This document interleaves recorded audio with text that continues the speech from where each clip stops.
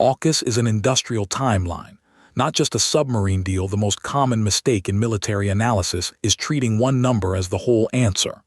This episode is part of Military Power Lab's Industrial Capacity series, and the question is simple.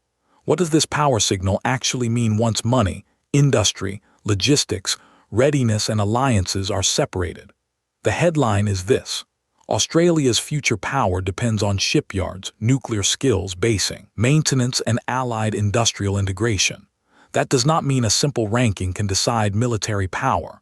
A budget is a flow of money. A military force is a system.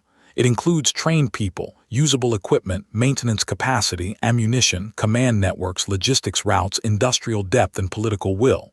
The first layer is money. Spending can reveal intent and scale. It can show whether a state is trying to expand, repair old gaps, modernize equipment, or signal commitment to allies. But the second layer is conversion. Money has to become contracts. Contracts have to become production. Production has to become delivered equipment. Equipment has to be maintained, crewed, supplied, and trained with. This chain is where many military buildups slow down. The third layer is logistics. Forces that cannot move, refuel, reload, repair, and communicate are not fully usable power.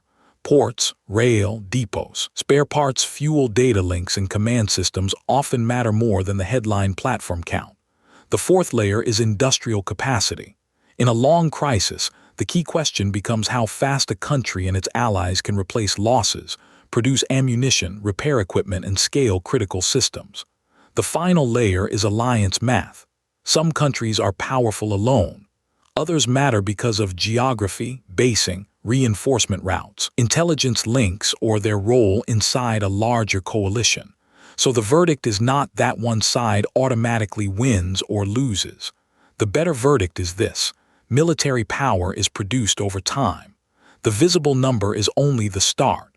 The real question is whether the system behind that number can deliver readiness when it matters.